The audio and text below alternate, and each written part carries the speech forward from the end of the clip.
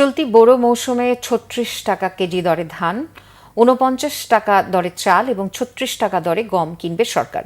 ধান, চাল ও গম সংগ্রহের এই অভিযান চলবে আগামী ২৪ এপ্রিল থেকে ৩১ আগস্ট পর্যন্ত।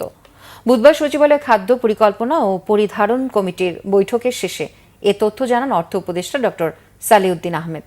তিনি জানান, গতবারের তুলনায় কেজি প্রতি ৪ টাকা বেশিতে ধান ও সিদ্ধ চাল কেনা হবে। উৎপাদন খরচের সাথে মুনাফা যোগ করে এই দর নির্ধারণ করা হয়েছে বলে জানিয়েছেন খাদ্য উপদেষ্টা আলী ইমাম মজুমদার। চলতি বোরো মৌসুমে ৩.৫ লাখ টন ধান এবং ১৪ লাখ টন সিদ্ধ চাল কেনা হবে বলে জানান তিনি।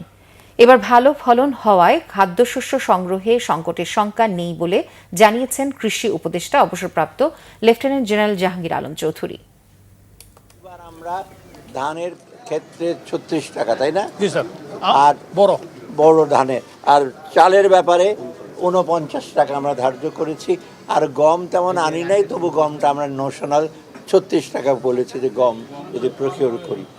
আর আমাদের প্রকিউরমেন্টটা কিন্তু মোটামুটি আমরা লক্ষ্যমাত্রা আমরা ইসে করেছি, মানে অ্যাচিভ করেছি। আমরা আশা করছি এটা পর্যাপ্ত হবে ইনশাল্লাহ। আপনারা যখন শুরু হয়, হাওয়ারে অলরেডি অল্প অল্প পরিমাণ শুরু হয়েছে, পয়লা বৈশাখতে পুরোপুরি শুরু হবে। আমাদের মাননীয় কৃষি উপদেষ্টা ওখানে যাবেন, আনুষ্ঠানিকভাবে আগামীকাল উদ্বোধন করবেন। ২৪ এপ্রিল আগস্ট পর্যন্ত চলবে, এটা আগস্ট পর্যন্ত চলবে, ৩১ আগস্ট পর্যন্ত চলবে।